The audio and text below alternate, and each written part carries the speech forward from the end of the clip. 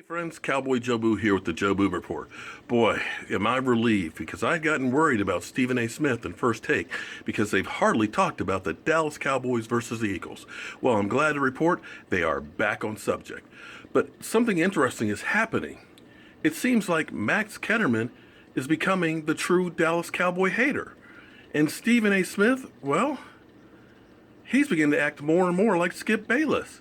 I mean, are we seeing Stephen A. Smith turn into a Dallas Cowboy fan? I mean, he admitted that when he retires, he wants to move to Dallas.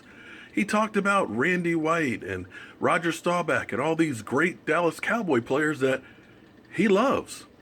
Well, as always, I want to thank you guys for subscribing to the Joe Boo Report. And if you haven't, click over here on the picture of me and Sean Lee. Well, let's go to the tape. The rookies. Sunday in prime time, it's an NFC's battle when Carson Wentz and the Eagles face Dak Prescott and the Cowboys. Wentz has led his team to a 4-2 record. Dak Prescott has the best total QBR at 84 while leading Dallas to a 5-1 record. Eagles receiver Jordan Matthews thinks the Wentz-Prescott matchup in the NFC East has a chance to develop into a quarterback rivalry of the ages like Peyton Manning and Tom Brady. Max, Wentz or Prescott, who would you take as your franchise quarterback? The answer is Carson Wentz.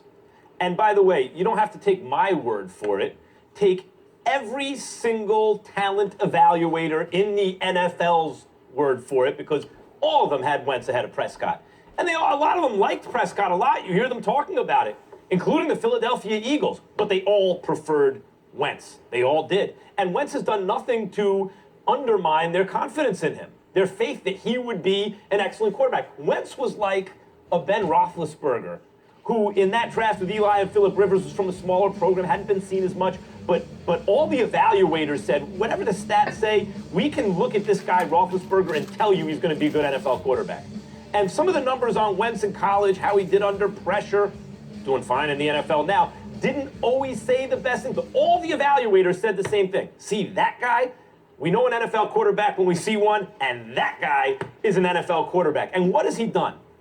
He hasn't been like Dak Prescott, dropped into a situation behind clearly, and I would say by far, the best offensive line in football, in a situation where they used a top pick on a running back to exploit that line, in a situation where all he has to do, and he's played very well, Dak Prescott, but don't turn the ball over. You know, protect the football, and he's done a very good job, and we're going to have a very simple offense, not make you do too much, and you got to stick to that game plan, and that's a winning formula. And it's worked. Take nothing away from him. But that's not Carson Wentz. The Philadelphia Eagles said, we're going to get rid of our quarterback.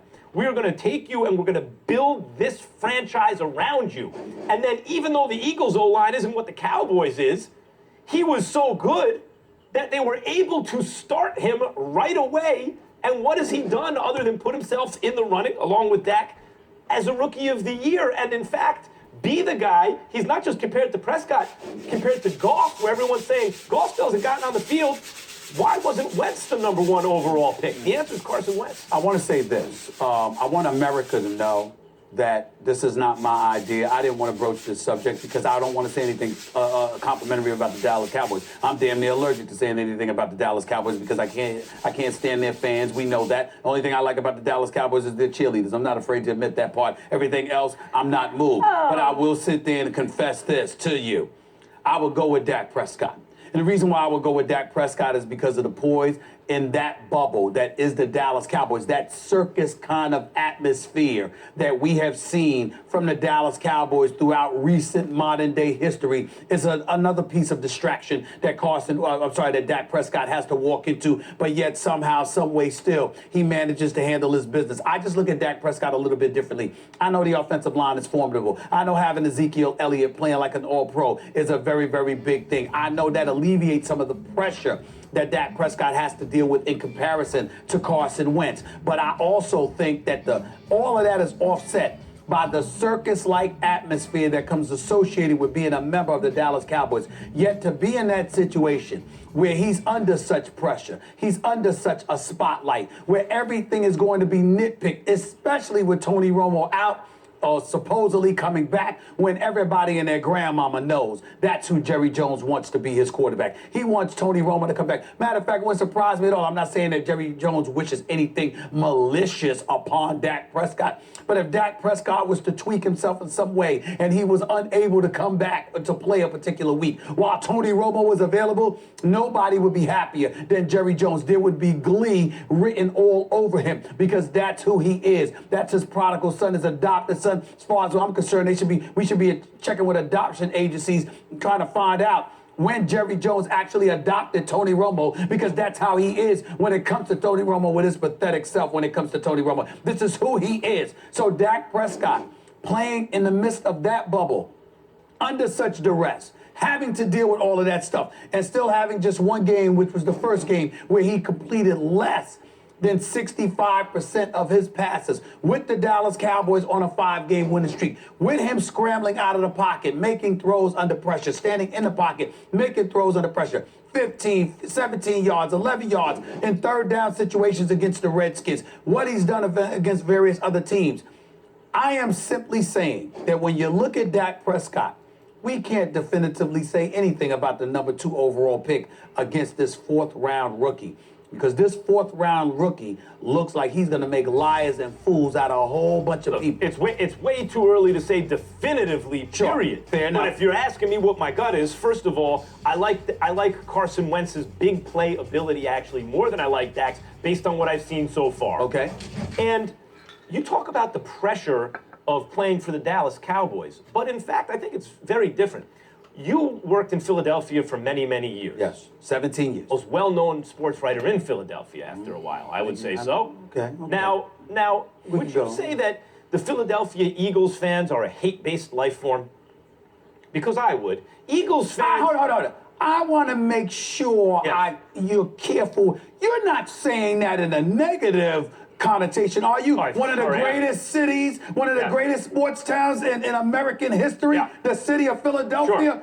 Are you being disrespectful to Philadelphia? I think they take it as a compliment, to tell you the truth, the Eagles fans. But I'm talking about what you mean. I'm talking about what you mean. What I'm saying is, Eagles fans are waiting for you to mess up. Like, the Cowboys fans love the Cowboys. Mm-hmm. When you get a 4th-round pick and he can perform, that's found money. The Cowboys fans are waiting to love the Cowboys. They're looking for excuses. You call them those delusional fan base. Eagles fans are the opposite. Even when things are going good, they're complaining about something about the team. And the Eagles mortgaged part of the future in draft picks and all this to reach for Carson Wentz, and yet he's performing so well, he's got those hate-based life forms rooting for him. But Dak, of course, he has the love of the Cowboys fan. You're not wrong. A 4th-round pick, you're not performing wrong. for the Cowboys. You're not wrong, but you're missing something.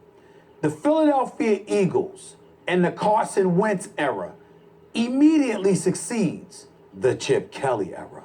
And because of that, anything is a welcomed relief after that. I mean, when you saw what Chip Kelly did to this franchise, I'm sorry, you are relieved. And the fact that Sam Bradford, of course you wanted Carson Wentz because you were thinking coming into this season, there's but so much we were going to be able to do because the residue from the Chip Kelly era had so stained and sullied the franchise that anything that you did from, any kind of market improvement whatsoever was going to be some welcomed relief. So the expectations weren't really on Carson Wentz per se. It was on everything around him because of what Chip Kelly did. But how did they make him the starter? What happened? Was it they actually moved out a veteran quarterback who nobody believed in because he was there under Chip Kelly, and nobody liked him last year. Now that veteran quarterback is having success for an excellent team. You think there's not pressure on Carson? The pressure, my whole point is, as much as it seems like the pressure be on the Dallas Cowboys quarterback, in fact, in this case, the pressure is on the Eagles quarterback.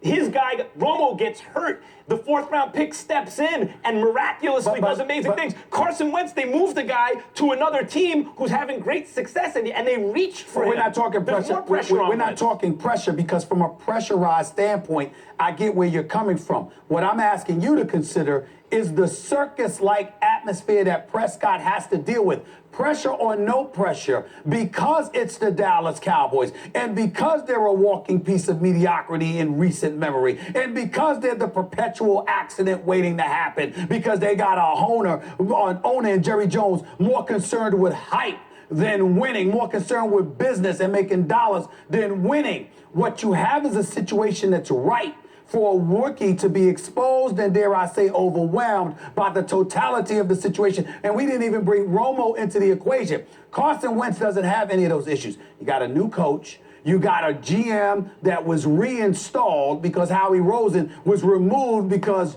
Jeffrey Lurie gave all the power to Chip Kelly. Now that's been alleviated. So you have organizational structure with a rookie that we're allowing to be on the come up. We didn't know he was going to be this good, and we're happy about that. But the difference is he is in a very much more structured environment than Prescott is, which is why the room for error is there for Prescott. I don't think that outweighs the pressure that Wentz is facing based on my argument. And who would you rather be? What position would you rather be in?